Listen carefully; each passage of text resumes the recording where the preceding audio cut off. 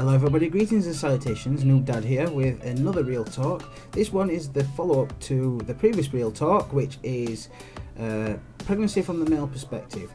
So if you want to see that, just click the link. No, here, that's where I wanted it, that's where it is. As you know, these Real Talks are unscripted and unvarnished and pretty much unedited, and that's the way that this one will be also. So this Real Talk is going to be a follow-up to that, which is Hypnobirthing, a long awaited one, so thank you for your patience if you have been waiting for this one.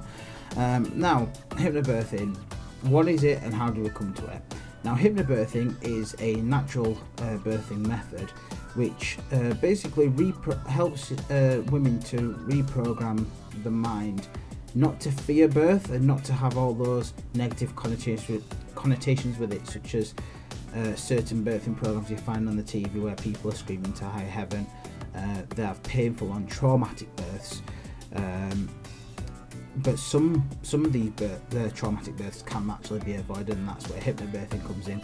It helps women put a bit of control back into the birthing experience, but also allows them to have much more pleasant and satisfying birthing experience. One that they'll be only too pleased to tell the friends and family about,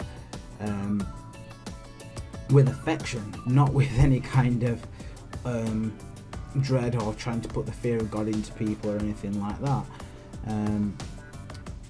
The way that we came, myself and Hannah came to hypnobirthing was when Hannah was pregnant with Caitlin.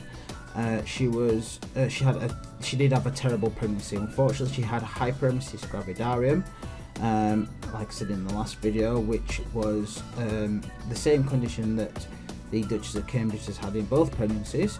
If you want to know a bit more about hyperemesis gravidarum, what I'll do is I won't explain about it now. You can either look at the previous video or you can look at the description below and click the link there, and it'll take you to some HG sources, websites, any place to get more information. So anyway, so I was at a bit of a loss. Like I said in the last video, we blokes, we like to be in control, we like to be able to fix things, we don't want our significant others to suffer. So when Hannah was being sick all the time, uncontrollably so, she couldn't keep anything down, any food, no water, no fluids, no nothing. She was hospitalised a total of 4 times during the pregnancy and had numerous litres of fluid pumped into her. I think the record for the, was it the 3rd or the 4th admission, was 20 litres of fluid in 3 days. Now you can imagine how painful and how traumatic and scary that must have been for her. I felt helpless as a man, so only the Lord knows what she would have felt like as a woman, going through this, feeling like she's lost control of everything. She can't even keep food down, and she eats well. She likes to eat, same as I do, but she's like a quarter my size. But anyway, that's a different story for another time. So anyway, I was sat at home one night and I was just typing how to prevent hyperemesis gravidarum, how to prevent hyperemesis, positive birthing experience, etc. And then I came to something that I was very skeptical about, but I thought, okay, let's give it a go, let's have a look and see. So I saw hypnobirthing. It directed me to numerous YouTube videos, so I watched each one in turn, and to be honest, by the time I'd finished watching them all, about 3 or 4 hours had passed. Now if you think that people normally put YouTube videos on for, say, maybe 10-20 minutes, 3 or 4 hours is a damn long time to be watching YouTube. So that kind of gives you an idea of how much I watched this and how much in amazement and awe I was of these ladies giving birth pain-free with no pain relief whatsoever. Now just take that in for a second again. Giving birth without pain relief and without experiencing pain. Now, society unfortunately has given the negative stereotype that birth is painful. Now for some people it might be, but it's called labour. Labour is hard work. Hypnobirthing doesn't take hard work out of the birth. You've still got to work, but it just takes away that fear and anxiety response that you get where your body actually works against you. So what it involves is certain things such as breathing exercises, mind programming, like neuro-linguistic pathway reprogramming. So it teaches your mind to be able to not ignore the sensations that your body is feeling, but to actually embrace them and to breathe with them as they come and go. Breathe with them very calmly, none of this puffing and panting that they do, but breathe deeply and breathe out. There's different types of breathing for different types of situations, and one thing people notice when they do start hypnobirthing, or if they're looking into it, is all the lingo has changed. So for example, you might think of pushing a baby out or getting contractions. The word contractions is quite a forceful word. It's like pulling, contract, or constrict. You think of quite a harsh image when you look at it, but instead of that, they call it a surge. So you have surge breathing, which is breathing through your contractions, as it were, and you learn to breathe through that, and you breathe out. And what the breathing does is it helps your body just relax into a deep state of relaxation, sometimes even a sleep state. And that's where the hypnobirthing comes, because you do actually end up, if you do practice and practice well, in kind of a dreamy sleep state. You're aware of everything that's going on around you, but you're also aware of what's happening to your own body. You're aware of the baby coming to you, and because of the reprogramming of your brain, because of the exercises that you go through, you actually end up being happy that all this is happening to you, because you know that you're going to get a baby at the end of it. It's not, you're not cursing your partner's name for putting you through this traumatic experience. You're there together as a unit. And one of the things that I loved about hypnobirthing when I went through it myself, and bear in mind, if you talk to anybody who knows me, they will tell you I'm the biggest skeptic of a lot of things out there, especially things like hypnobirthing. I thought it was quite wishy-washy as well. But the more we did it, the more I could see Hannah was relaxing into it, and she felt positive and happy about her birth. To the point where literally she was fist bumping and cheering when she said that the waters were breaking, and had broken in the middle of the night. Like I say, that's that story I'll save for later this video. Now, where was I now? So it gives us finally dads something to do. Believe it or not, dads, when it comes to hypnobirthing, are instrumental in its success. Why? Because we're there to remind our spouses when we need to do deepening scripts, which are scripts again to trigger brain responses into putting you into a deeper sleep state, or more deeper relaxation state. I should avoid using the word sleep state, because you are alert and you are aware of everything that's going on around you while this is happening, but you're very, very relaxed. So you might feel sleepy, but you're not actually asleep. So my role in this was to do light touch massage. Now, light touch massage actually releases a boatload of endorphins into the bloodstream, into the brain, which again helps the dreamy state, and also kills off the pain or any discomfort that your spouse might be experiencing. It has actually been scientifically proven to be so powerful. It's actually 120 times more powerful than morphine. So if you've ever had an operation and you felt sick on morphine, imagine 120 times that feeling. So much so that Hannah told me I couldn't practice that with her before the birth, purely because it made her feel sick, because she felt high when I was doing it. So that was knocked on the head until the time when we needed to do it. So we did light touch massage, we did the deepening scripts, and the best thing was about it is we had the relaxation CD on every night before I went to sleep, and I actually slept like a baby for about 2 months. Every night for 2 months. It was fantastic because it helped me to relax as well. And when it came to the actual birth itself, it was just fantastic. Now I'll just quickly kind of tell you what our birth story was like. Before the actual big day arrived, little Miss K decided she wanted to escape out of her mum more than once, and they stopped it, and basically they told her that if she was going to come, that's it, she's got to come. So about 4 or 5 days before she was due to actually be born,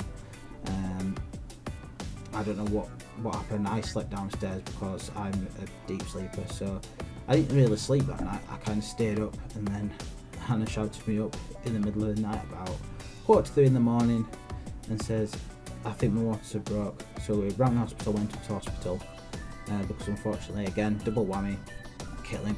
Hannah got group B strep, so mother has to get antibiotics in the bloodstream to make sure it doesn't get passed on to baby. Anywho, got to the hospital, met Jo, our hypnobirthing teacher. She's also a substance misuse midwife up at Barnsley District General Hospital, and she also is now a family friend as well.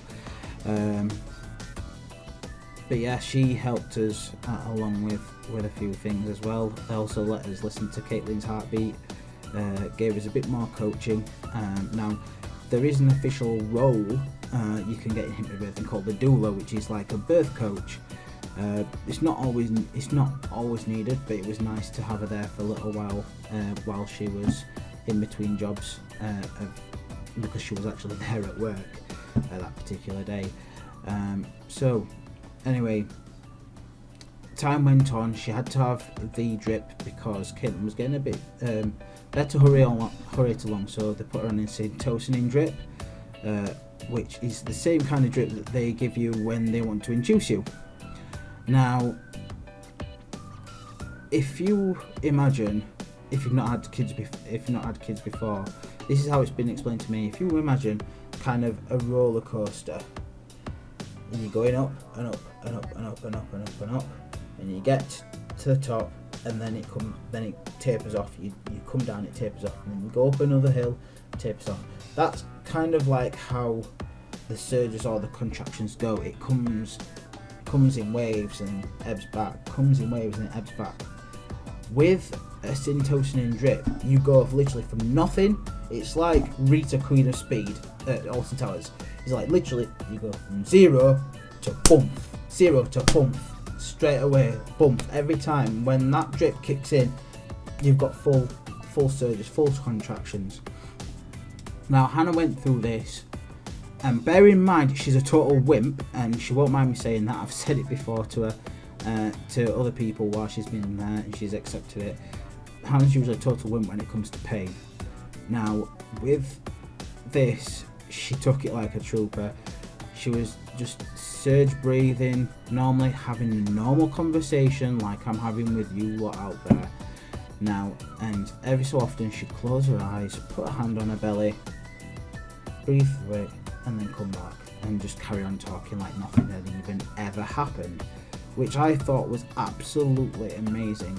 And all I did was just basically massage her when she had some cramps, or when the big event came and she had to breathe her out or push her out, whichever side of the fence is still on.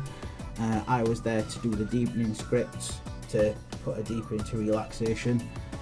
And yeah, I actually felt like I had a good role to play rather than just sit about blowing up rubber gloves or chatting to the staff or whatever, or looking out the window. I actually felt involved.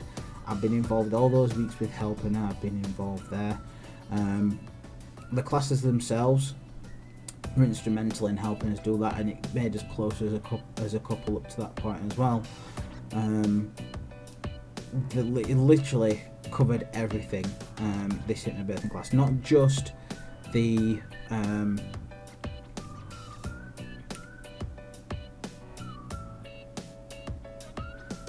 actual act of hypnobirthing itself, but also the anatomy, what goes on during birth, what goes on before birth, what you can expect, what you need to pack in your hospital bag, what things you may have. Now, there's this running joke that basically we all had to talk about what we wanted to put in the bag. Now, we said we didn't want to leave the side of our partners, so what we would put in, and I said pot noodle. Now, bear in mind, I used to be addicted to pot noodle. I love the stuff even now, but I won't eat it all the time. So I put me a pot noodle, and it seems really weird, but at the time I was really looking forward to having a pot noodle. And time came, and when you're doing hypnobirthing, either side of the fence, whether you're the man or the woman, you lose all semblance of time. Unless you're looking at your watch constantly, you don't know what time it is because you're just in the moment. And Caitlin came into the world. She didn't kick or scream. She was completely silent. She gurgled, then went to sleep on her mum's chest. And then when Hannah went for a bath, I held her and she was asleep on me. And that was it. It was literally done and dusted. Active labour wasn't very long, 3 hours 15 minutes. Actual pushing phase was less than 15 minutes, which she was given actually 15 minutes to get her out because Caitlin was becoming distressed. But unfortunately, the reason why she was distressed is because she had the umbilical cord wrapped around her neck 3 times, so that's why she was getting distressed with the surges. However, all's well that ends well. We got her out in time, everything was brilliant, and we had that magical time as a family, and it's a birth experience that I'll never forget. I'm more than happy to talk to anybody about it because it's such a wonderful experience. Seeing Hannah go through that, I got a newfound respect for her, and the fact that people were commenting that how well Hannah looked afterwards, and I really believe it was down to hypnobirthing because she was so relaxed doing it. And 3 days later I realised I didn't have my damn pot noodle. I was vexed, yeah, because I've been looking forward to this pot noodle all that time and I didn't even have it until it was actually 5-6 days later when I actually got around to having it. But anyway, that's by the by. So, would I recommend hypnobirthing to anybody? 2 words, hell yeah. Purely because it gives the women the reassurance, gives them command of their body back, puts trust in their baby and their body that they know what to do when the time comes. Gives everybody a positive experience. Okay, you can even write in your birth plan that you need a pro-hypnobirthing midwife, or you can say you need a midwife who would be sympathetic to hypnobirthing. That's fine, that's up to you if you want to do that, not a problem. But yeah, I would recommend it because it gave me something to do. I was a bit worried in the beginning that when it came to the time of Caitlin being born, I would have nothing to do, but I did, and I'm glad I did. And yeah, thank God for it every single day that we went through that, because yeah, it was nice to see my daughter come to the world and help, and know that through Hannah's work and my work she got here safe, and the work of the midwives of course as well. So that's great. So anyway, that's me on hypnobirthing. If you want to know any more information, there's a few links down below as to where you can find more information on hypnobirthing, main hypnobirthing website. Also, Jo's page as well on Facebook, and I'm also going to put her website on there once it's up and running. So if you're in the South Yorkshire area, I'm not sure that she won't mind me saying that she'll answer any questions that you have about hypnobirthing or guide you in the right direction with regards to that. So anyway, this is Noob Dad signing off for another Real Talk, and I'll see you in the next video. Bye bye for now.